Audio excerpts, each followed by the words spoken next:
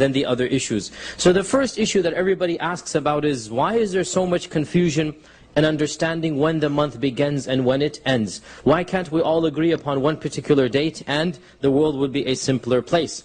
Well, the reason for this difference goes back to a number of issues. Our Prophet ﷺ said that صُومُوا لِرُؤْيَتِهِ وَأَفْطِرُوا لِرُؤْيَتِهِ فَإِنْ غُمَّ عَلَيْكُمْ فَقْدِرُوا لَهَا.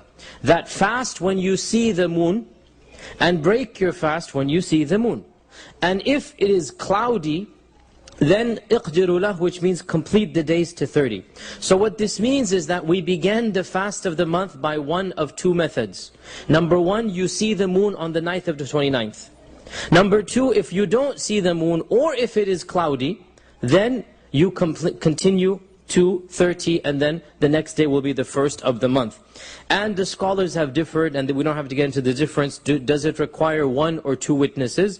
Some scholars said one witness is enough, some said two. This is beyond the scope of this class. But things would be easy had it not been complicated by two issues.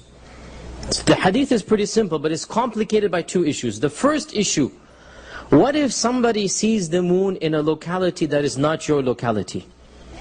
Are you obliged to follow somebody from another city or another country or another continent? In our time, somebody calls you up and says they've seen the moon, in Timbuktu, and you're in America. Are you obliged to follow somebody else, or is every community restricted to its own visual sighting?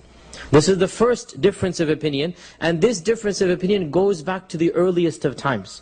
And even amongst the scholars of the tabi'un, tabi'un, the earliest generations, they differed amongst themselves. They differed that does the city follow its own visual sighting, or can a city or can a group follow the sighting of a neighboring city? And in those days they didn't have telephones, but they had fast postal services, they call them barids. They had them horse riders that would go and spread news as fast as humanly possible at the time. So they travel long distances in relatively faster times.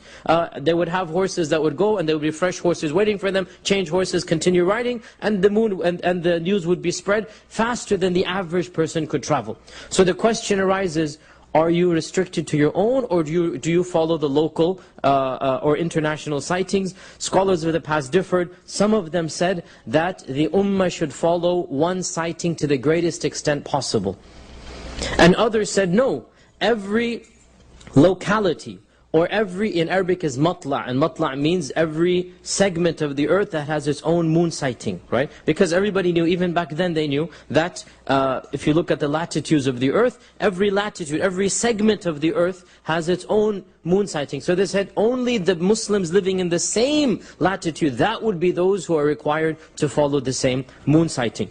Now, this difference of opinion is somewhat theoretical. Why?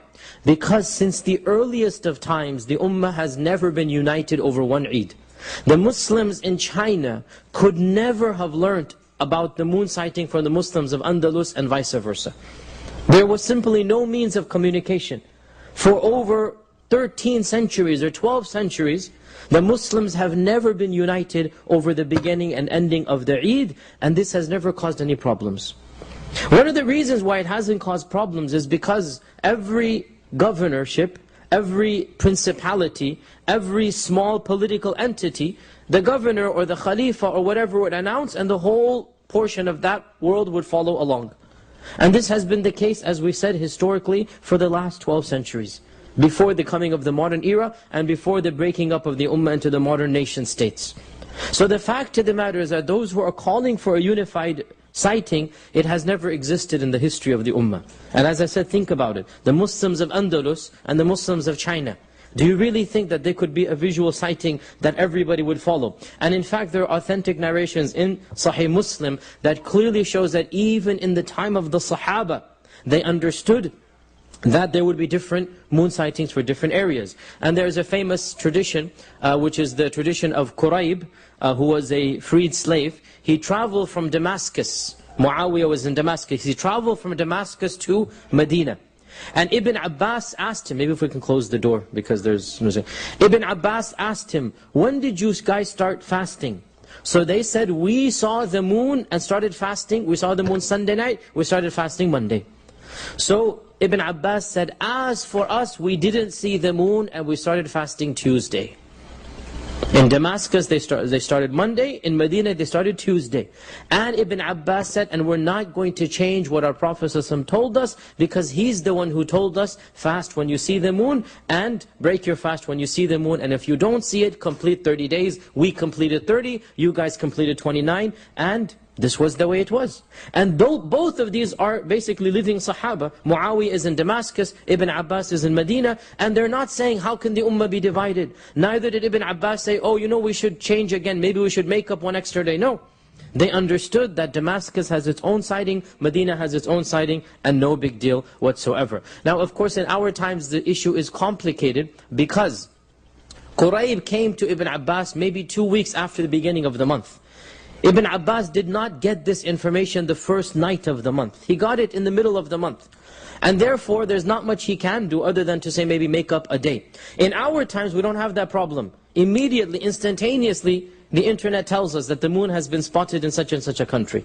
And we have this information at our footsteps immediately. And to complicate matters, we don't have a united political entity in North America. Unlike in Saudi Arabia, in Pakistan, in Mauritania, there is a united body, a political government that is Islamic in nature, and therefore when they declare Eid, the Muslims by and large follow. And if somebody goes against this, or such a minority, the government has declared it on a particular day, and therefore there is no or very little ikhtilaf. Well, the problem comes in North America, and in the Western world, there is no united authority. There is no one governing body. And therefore, the communities have to decide, and even the communities don't have the right of legislation. Suppose we in this masjid decided to follow, let's say, ISNA, or let's say the visual moon sighting in North America, which is different than what we're doing this year. Suppose we decided to do this, and we announced it. We have no authority to force anybody. There is no legal weight as a minority in a secular democracy, and there are positives and negatives to that. There is no legal enforcement, and therefore, every Muslim has to follow his or her own conscience in this regard. There's nothing we can do other than tell you this is our opinion. Now, in my humble opinion, the strongest fiqh opinion would be that every country, or every matla' they call it, every single region should have its own visual sighting. Visual. Because I don't believe that we should simply base it on complete calculations and ignore the visual sighting of the moon. This is not an opinion that we find in the classical books, and I hesitate to endorse it. This is my opinion. Nonetheless, in this community, and I want to make a point very frank here so we understand what is happening here. In this community, before I came, the local masajid had agreed to follow Saudi Arabia. That whenever Saudi Arabia announces it, they will follow Ramadan and end Ramadan accordingly. Now I say in all fairness and honesty, there is no fiqh opinion in the classical books of fiqh that links Ramadan to Saudi Arabia, or to Arabia, or to Mecca and Medina. There is no fiqh position that would do so. Because the beginning of the month in Ramadan of Saudi Arabia should have nothing to do with any other country, just like the prayer timings in Mecca have nothing to do with the prayer timings in Memphis. Suppose they pray Maghrib at 7 p.m. Does that mean we should pray Maghrib at 7 p.m.? It's not really relevant to us. And the Ummah has always been of a different opinion. As I said, the Muslims in Andalus could never have followed Arabia. It's simply not possible for them to have done so. Nonetheless, because this community of Memphis, Tennessee has been united on its beginning and end of the month, then I believe that for the sake of this unity, we should ignore these differences of fiqh and come together as a community, because our Prophet ﷺ said, Yadullahi ala al-jama'ah, that Allah's blessings and Allah's hand basically is over the congregation, over the jama'ah. And therefore, if the community has been united, and it has been united, and this is a blessing for the Memphis community. If you look at many other cities in North America, they are not united. And the same city would have multiple Eids, each one of which is 5,000, 10,000. You go to New York, you go to Chicago, you go to Los Angeles, you even go to Houston, which used to be united until recently. And you find massive congregations on Eid day of different days. And one year in Houston we had 3 Eids, each of which had thousands of people, tens of thousands of people. 3 Eids, Monday, Tuesday, Wednesday. And this is obviously not good, and therefore, because this community of yours has been united, even though I personally don't like following this position of following Saudi Arabia, because it's not relevant to our fiqh and to our moon sighting, nonetheless, there is a hadith in Sunan al-Tirmidhi, in which the Prophet ﷺ said that صَوْمُكُمْ يَوْمَ تَصُومُونَ وَفِطْرُكُمْ يَوْمَ تَفْطُرُونَ, that your fasting is considered to be the day you begin your fasting, and your fitr is the day that you have your Eid. Now what does this mean? What the Prophet ﷺ is consoling us is, look, even if you made a mistake, suppose somebody saw the moon, and some madhab say you need 2 people minimum, and he says, no, I swear I saw the moon, but there was no 2 witnesses, so the community will say no. Later on we discover there was another witness, he didn't come forward. What should we do? Let's say, for example, the Prophet ﷺ saying, look, if you made a mistake, don't worry about it. Your Sawm is the day you all begin to fast. And your fitr, your Eid, is the day you all break your fast. It's a beautiful hadith which should give us consolation.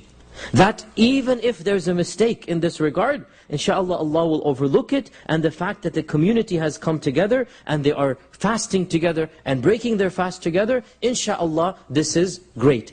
One day we hope that we can change the position of this community and make it for national moon sighting. This is the position I strongly believe in, that we should all visually see the moon in our national locale, not just in Memphis, but anybody in America or Canada, if they see the moon, I say that this is the position we should follow, and this is the position of many bodies. One year ICNA did it, another year the moonsighting.org. This is the position of many scholarly bodies, and I would say the majority of the Muslims of North America are beginning to follow this position. Maybe one day, even in this community, we can implement it. Until that happens, alhamdulillah, the fact that we are united is a great thing, and therefore we leave it at that.